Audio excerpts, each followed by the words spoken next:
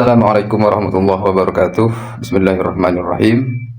Kali ini saya mau semacam review tulisan dari Ilham Zidal Haq, salah satu santri senior pesantren Tebu Ireng, yang mana tulisan ini dipublikasikan oleh situs resmi milik pesantren Tebu Ireng sendiri, yaitu Tebu Ireng Online.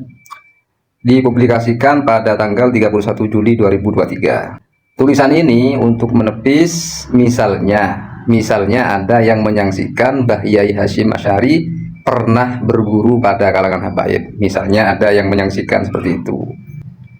Judulnya, benarkah Hadratus Syekh, maksudnya Hadratus Syekh Kiai Haji Hasyim Asy'ari tidak pernah belajar pada Sadah Alawi atau Ba'alawi?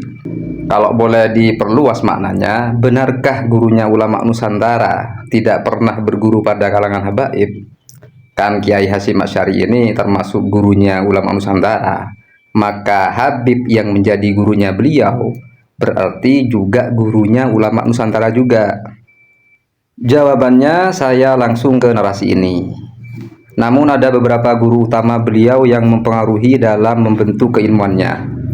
Di antaranya Syekhona Khalil Bangkalan Madura, Syekh Mahfud Termas, Syekh Syu'aib Ad-Dakali, Sayyid Alawi bin Ahmad As-Saqaf atau As-Segaf ya, dan Sayyid Husain Al-Habsyi. Jelas ya, dua beliau ini adalah habaib. As-Segaf, Al-Habsyi itu Ba'alawi, termasuk marga-marga yang ada di Bani Ba'alawi, Bani Alawi. Selanjutnya, dua sosok terakhir ini, yakni Habib Alawi As-Segaf dan Habib Husain Al-Habsyi, dikatakan oleh Asad Shihab sebagai guru favorit Hadratus Syekh. Sebab Hadratus Syekh senantiasa bermulazamah menghadiri pengajiannya di Masjid Haram atau Masjidil Haram Mekah ya, dan di kediaman rumah pribadinya. Jadi juga di kediaman atau dalam dari kedua Habib tersebut. Bahkan Sayyid Alawi As-Segaf As-Saqaf sangat mengagumi kecerdasan dan kesungguhan Hadratus Syekh dalam menimba ilmu. Kemudian siapakah Habib Alawi As-Saqaf dan Habib Husain Al-Habsyi itu? Di sini disebutkan, pertama, siapakah Sayyid Alawi As-Saqaf? Dia adalah keturunan Rasulullah dari Bani Alawi atau Ba'alawi ke-33. Dilahirkan di Mekah tahun 1255 Hijriah dan wafat dikuburkan di Ma'la, Mekah pada tahun 1335 Hijriah.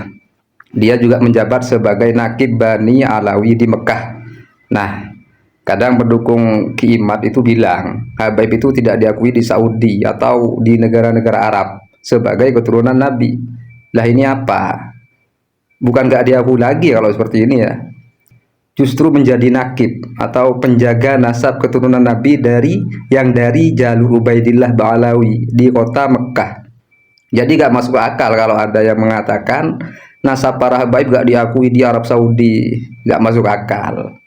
Memiliki beberapa karya tulis, diantaranya kitab Al-Fawaid Al-Makkiyah dan Tarsihul Mustafidin Sarah Fathul Mu'in.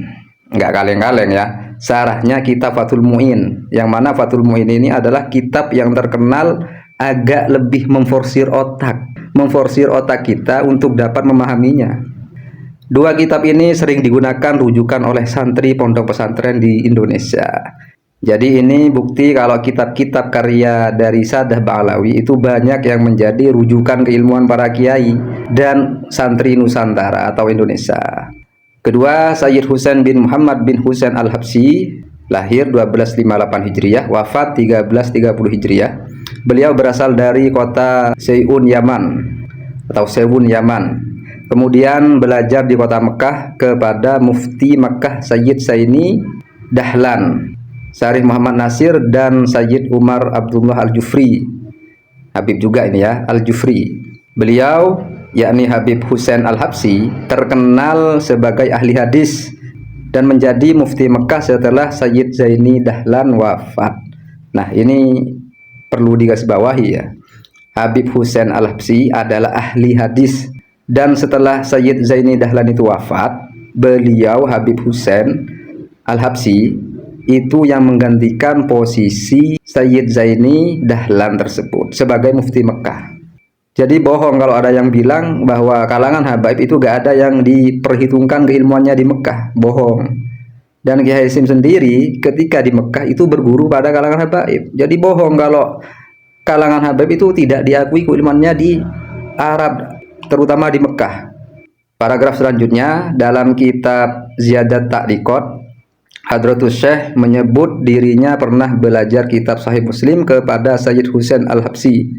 Bahkan dituliskan sanadnya hingga Imam Muslim.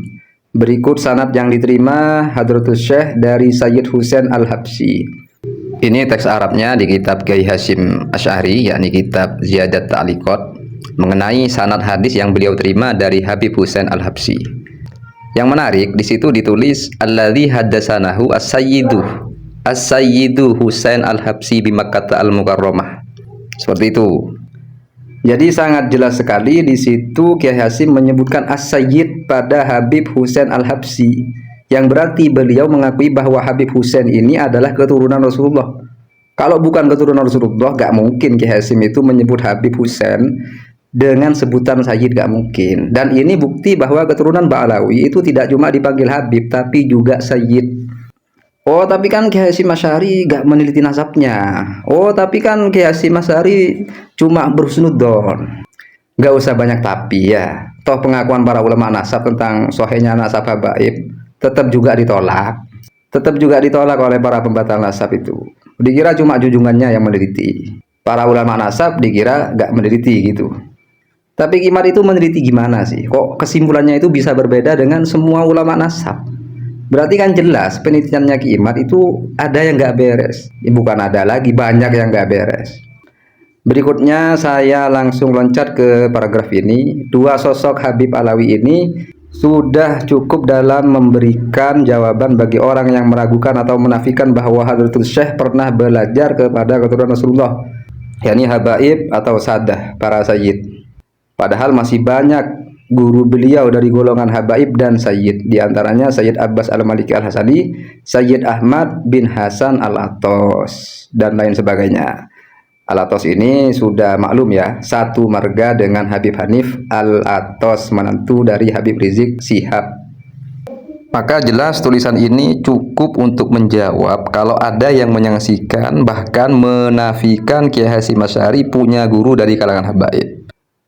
Penghormatan Hadratus Syekh kepada duriyah Rasulullah sering diceritakan oleh Kiai Haji Abdul Hakim Mahfud, pengasuh pesantren Tebu Ireng. Kalau nggak salah pengasuh Tebu Ireng yang sekarang ya, bahwa Hadratus Syekh saat mengaji kitab di masjid, para duriyah Rasulullah atau habaib ditempatkan di shaf, yakni barisan pertama. Ini bukti bahwa Hadratus Syekh adalah sosok yang mencintai duriyah Rasulullah. Akhir kata, izinkan mengutip pernyataan Hadratus Syekh dalam kitab Nurul Mubin.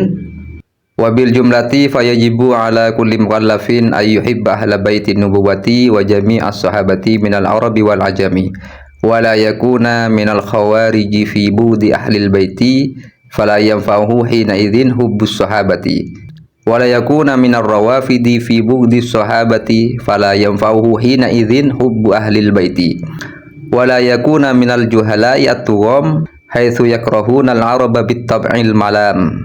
Kesimpulannya, wajib bagi setiap orang mukallaf untuk mencintai ahlul bait Nabi dan semua sahabat dari Arab dan non-Arab, dan tidak boleh menjadi orang khawarij yang benci kepada ahlul bait. Maka pada saat itu mencintai para sahabat tidak ada gunanya. Kalau seperti khawarij. Dan tidak boleh menjadi orang Syiah Rafidhah yang membenci para sahabat, maka pada saat itu mencintai ahlul bait tidak ada gunanya. Dan tidak boleh menjadi orang bodoh dan dungu, yaitu mereka yang membenci Arab dengan watak cacian. Jadi tidak boleh menjadi orang khawarij yang benci kepada ahlul bait kemudian merasa mencintai para sahabat, itu tidak ada gunanya. Dan tidak boleh menjadi seperti orang Syiah Rafidhah yang benci para sahabat mengaku mencintai ahlul bait, itu juga tidak ada gunanya. Jadi harus sama-sama mencintai sahabat Rasulullah dan mencintai ahlul bait Rasulullah. Maka intinya ini membuktikan bahwa guru-guru Hadratus Syekh Kiai Haji Hasyim Asy'ari itu banyak dari kalangan habaib dan dari kalangan ahlul bait yang lain.